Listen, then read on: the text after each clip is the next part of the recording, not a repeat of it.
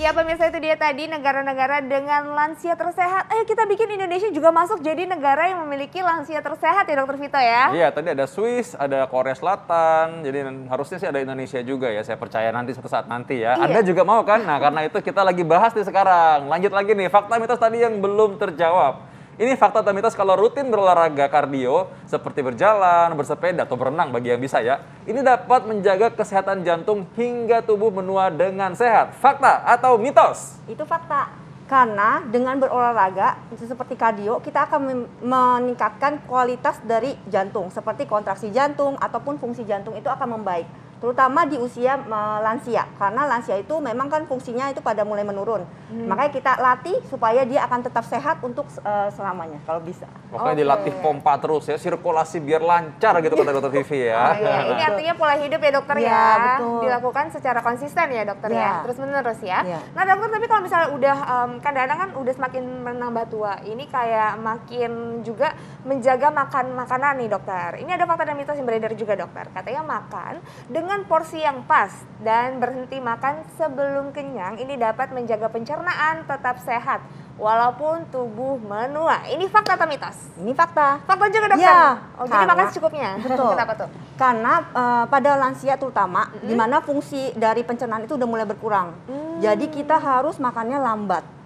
Perlahan, lambat, namun porsinya jangan terlalu banyak. Karena penyerapannya pun mulai berkurang. Jadi kalau misalnya kita makan terlalu berlebihan, perut pun akan rasa begah, lebih cepat begah ataupun kadang-kadang mual ya. Jadi Tapi kita- aku ngelihat si dokter emang ya kayak papa dibandingin kakek, nenek itu kayaknya lebih sedikit ya. Ya, Itu memang memang. pencernaan semakin Iya, karena kita punya dikit pencernaannya itu makin fungsinya makin menurun. Oke. Untungnya juga kalau misalkan orang lagi makan itu, kalau kita makan agak lama, nih hormon supaya bisa bikin kita, oh kamu udah kenyang, itu sempat bereaksi dulu. Kalau nggak makan kebablasan nanti. Benar. Kebanyakan ya. Kekenyangan yang timbul penyesalan terakhir nanti. Ya, Iya, itu sering terjadi. Ya. Nah, ini kalau udah makan minum juga ya, minum. Nah, ini mengenai minum. Nah, katanya biasanya kalau orang minum dibilangnya ya minum 2 liter sehari pokoknya gitu. Nah, bagaimana dengan yang sudah mulai usia lanjut gitu? Apakah cukupkan konsumsi air putih untuk menjaga tubuh tetap sehat? Ini fakta atau mitos? Ini fakta, karena 60% dari kita punya tubuh ini adalah dari air. Oleh karena itu air itu dibutuhkan untuk kita mengeluarkan zat-zat beracun, kemudian untuk kita metabolisme dari sel. Makanya kalau misalnya lansia kekurangan cairan, itu akan mudah untuk dehidrasi. Jadi kita harus pertahankan lansia itu untuk rutin dengan cairan. Selain itu, lansia itu biasanya rasa hausnya itu juga mulai berkurang. Oleh karena itu yang keluarga itu harus yakin maksudnya untuk asupan cairan dari untuk lansianya. Oke, ini harus sesuai juga ya. Dokter, tadi dokter sebutin keluarga ya dokter. Ini sebenarnya penting nggak sih dokter, ini peran keluarga dan juga lingkungan untuk mendukung supaya kualitas kesehatan dari lansia ini? Penting, karena lansia itu kan udah mulai aktivitasnya mulai berkurang, mulai terbatas. Jadi perlu lingkungan yang baik untuk mendukung gerakannya, aktivitasnya. Dan juga perlu dukungan keluarga, itu yang paling utama.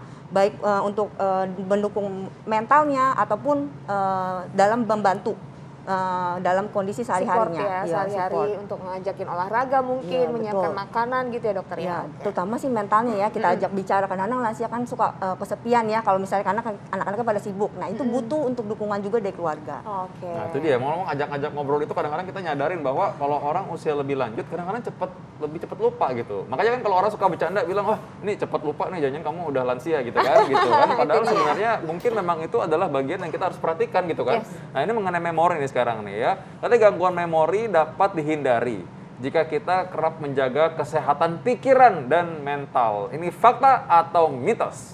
Ini fakta, karena kalau kita ada gangguan, misalnya kita depresi, maka kita tidak akan fokus terhadap suatu hal. Kemudian memori kita pun kadang-kadang akan berkurang karena kita mental kita terganggu. Jadi penting juga untuk kesehatan mental untuk agar memori kita tetap terjaga.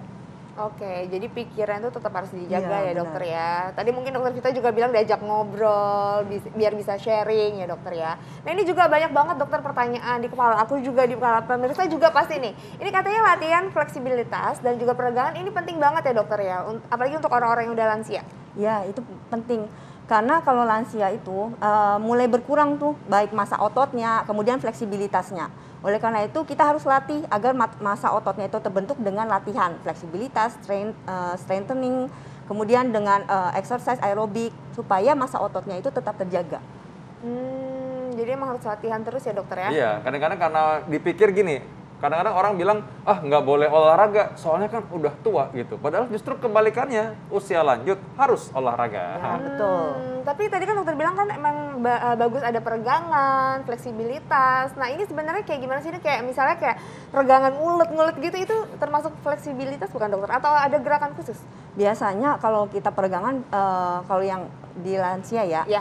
kita kadang-kadang suka yang lansia itu kayak tai chi kayak gitu, kan ada peregangan. Kemudian yoga, nah itu juga bisa bagus. Kemudian berenang kan semua gerakan dari otot-otot juga bergerak. Jadi yang emang bagus. harus olahraga ya. Ya. Nah tapi berenang ini apakah untuk orang yang lanjut usia ini harus benar-benar berenang atau kayak cuman berendam-berendam bergerak-gerak dikit gitu atau gimana tuh dok? Biasanya kalau lansia itu sesuai dengan kemampuan ya. Ada juga yang di dalam kolam renang itu namanya senam air untuk lansia. Tapi kalau dia memang bisa berenang, diperbolehkan untuk berenang karena semua aktivitas ototnya akan mulai bergerak, aktif di air. Oke, baik. Nah, Itu jadi dia ya. otot penting, kelentukan, fleksibilitas tuh pentingnya supaya menua dengan gracious ya, Yeah. dengan enak gitu ya, menua dengan sehat. Nah, ada lagi tuh yang menjadi kadang-kadang bahan ledekan nih orang-orang nih. Kadang-kadang soal dibilang, kenapa nggak bisa lihat ya jarak jauh? Oh, udah mulai usia nih gitu kan.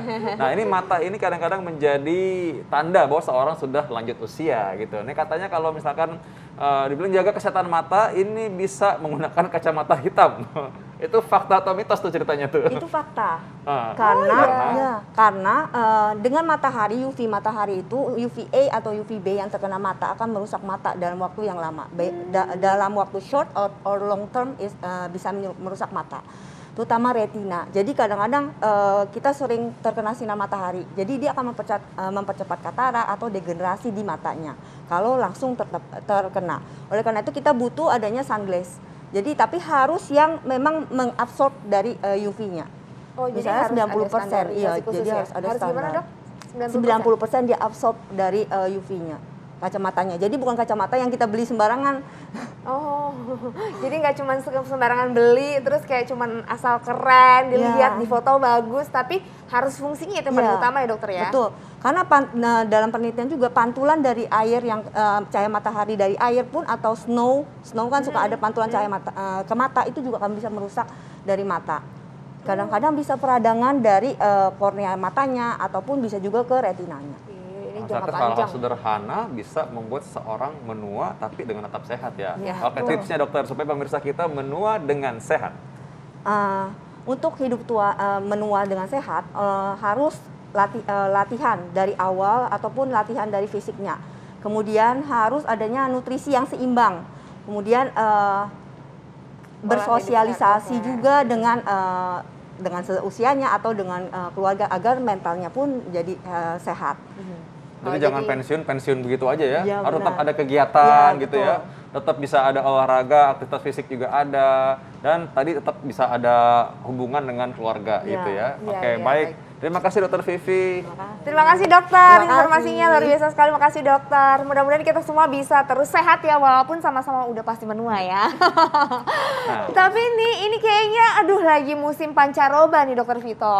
Masih sering banget teman-teman di sekeliling aku, keluarga di sekeliling aku, itu pilek, batuk, terus demam. Aduh, ini sering banget kejadian. Nah, itu apa saja sih penyakit-penyakit di musim pancaroba yang harus kita hindari, bagaimana mencegahnya dan bagaimana menanganinya? Kita akan bahas saat lagi, tetap di Hidup Sehat.